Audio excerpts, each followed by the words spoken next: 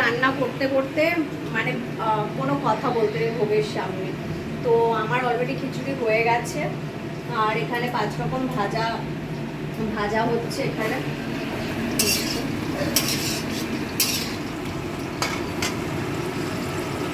পরমান্ন হয়ে গেছে, পায়েস।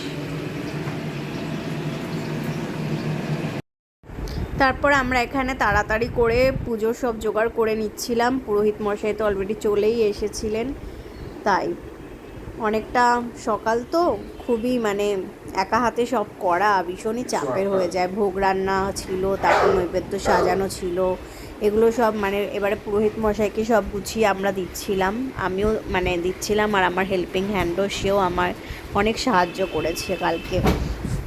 তো এইভাবেই সবাই মিলে পুজোটা মানে শুরু করা গেছিলো আর কি, আর খুব সুন্দরভাবেই পুজোটা হয়েছে। আমি তো ভাবতেও পারিনি যে এত সুন্দরভাবে পুজো হবে, মানে আমার একটু শরীরটা খারাপ ছিল, ওটাই। এইভাবেই যেন প্রত্যেক বছর গণেশ পুজো করতে পারি। আমরা সবাই আশা করে থাকি এই দিনটার জন্য। তো খুবই ভালো মানে খুবই ভালো পুজো হয়েছে, সব সুন্দর মতনই হয়েছে।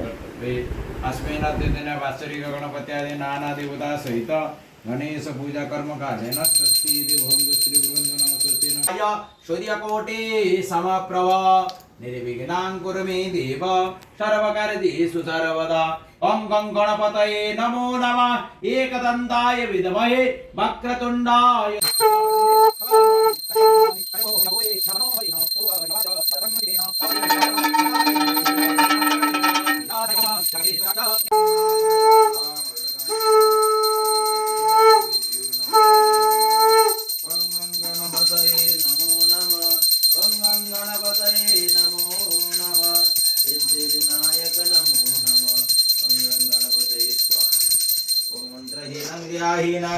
তারপরে এই যে সব ঘরে আমি আরতিটা দেখিয়ে দিচ্ছিলাম, আর পুজো খুব সুন্দর হয়েছে। তারপরে এবার প্রসাদ বাড়ার পালা, এটাও একটা কিন্তু খুব হেডেকের কাজ, বলুন আপনার।